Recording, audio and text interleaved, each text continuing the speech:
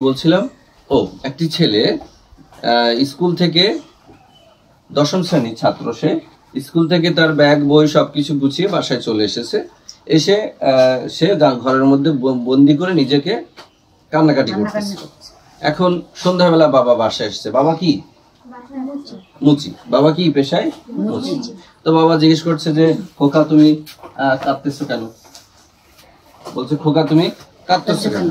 তো খোকা বলতেছে যে বাবা স্কুলে না সবাই আমাকে মুচির ছেলে বলে খেপায়, উপহাস করে, তো এটা আমার ভালো লাগে না একদম। তো বাবা বলছে ঠিক আছে, আমি এমন কিছু করব যাতে তোমাকে আর এই কথা না শুনতে হয়। হ্যাঁ, তখন বাবা বলছে চলো আমরা দুইটা গাছ রোপণ করি। তখন ছেলে এবং বাবা খুশি খুশি দুইটা গাছ রোপণ করলো, দুটি বৃক্ষ চারা।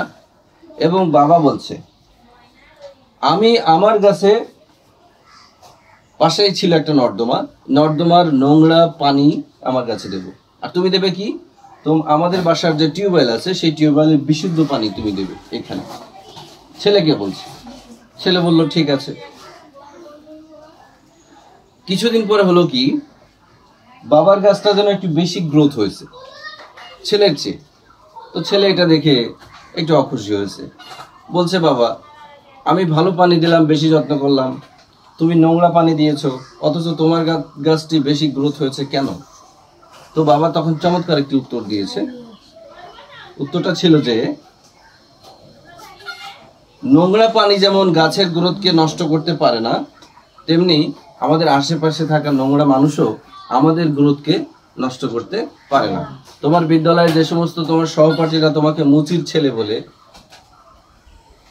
উপহাস করে, তাদের কথায় কান না দিয়ে নিজের উদ্দেশ্যকে সঠিক রাখো। তাহলে গল্পের মূল কথা কি?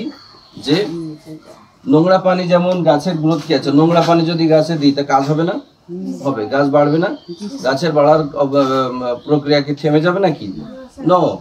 তো সেই অনুযায়ী নোংরা পানি যেমন এই গাছের গ্রোথকে ঠিক করতে পারে, তেমনি আমাদের আশেপাশে অনেক নেগেটিভ মানুষ আছে, তারা আমাদেরকে কিভাবে নষ্ট করবে, আমাদের স্বপ্নকে কিভাবে কেড়ে নেবে। তো সেইভাবে ছেলেটি স্কুলে যেতে শুরু করলো এবং নতুন উদ্যমে। এবং বছর 7 পরে, ততক্ষণ ও ছেলে কারোর কথায় কান দেয় না, বছর 7 পরে ছেলে একটা বড় অফিসার হলো। তো আমাদের আশেপাশে থাকা মানুষগুলোর, নেগেটিভ মানুষগুলোর কথা আমরা কানে করব না, আমাদের উদ্দেশ্যকে আমরা সক্রিয় রাখব এবং সেই অনুযায়ী কঠোর পরিশ্রম করতে হবে, তবেই কিছু একটা হবে। পরিশ্রমের কোনো বিকল্প নেই, বেসিক লেখাপড়ার কোনো বিকল্প নেই। এগুলো যদি না করো জীবনে চরম পস্তাতে হবে। বাংলাদেশের চাকরির বাজার এতটা মন্দা, যদি তুমি ফাঁকি দিয়ে লেখাপড়া করো তোমাকে ধরা খেতে হবে জীবনের একটা পর্যায়ে গিয়ে। যদি বলো স্যার আমরা তো ব্যবসা করব, তো ব্যবসাকেও যদি তুমি চিরস্থায়ী ধরতে চাও, মনে করো একটা শেয়ার বাজারে, মানে একটা বেনাপোল বাজারে 100টা দোকান আছে। তো 100টা দোকানের মধ্যে 80টি দোকানদার লেখাপড়া জানে না, আর 20 জন দোকানদার লেখাপড়া জানে। তো ব্যবসায় লস হলে এই যারা লেখাপড়া জানে এরা কিছুক্ষণের জন্য থেমে থাকবে, কিন্তু পরে আবার নিজেকে ঘুরে দাঁড় করাবে, নতুন করে শুরু করবে। এরা কিন্তু পারবে না। তাহলে এর মেসেজটা কি? যে স্বপ্ন পূরণের জন্য ব্যবসা করতে হবে, ঠিক আছে, চাকরির দরকার নাই, কিন্তু সেই ব্যবসাকে দীর্ঘস্থায়ী টিকিয়ে রাখতে হলে লেখাপড়ার দরকার আছে না নাই? বিদ্যার দরকার আছে। যেখানে এডুকেশন নাই সেখানে কোনো ব্যবসা দীর্ঘস্থায়ী হবে না। আবার একটা উদাহরণ দিই, যদি বেসিক নলেজ ভালো না রেখে লেখাপড়া করো, তাহলে চাকরি যদি নাও পাও তাও তো দুটো বাচ্চা পড়িয়ে খেতে পারবে নাকি? তবে ফাঁকি দেওয়া যাবে না, বেসিক নলেজ কঠোর হতে হবে।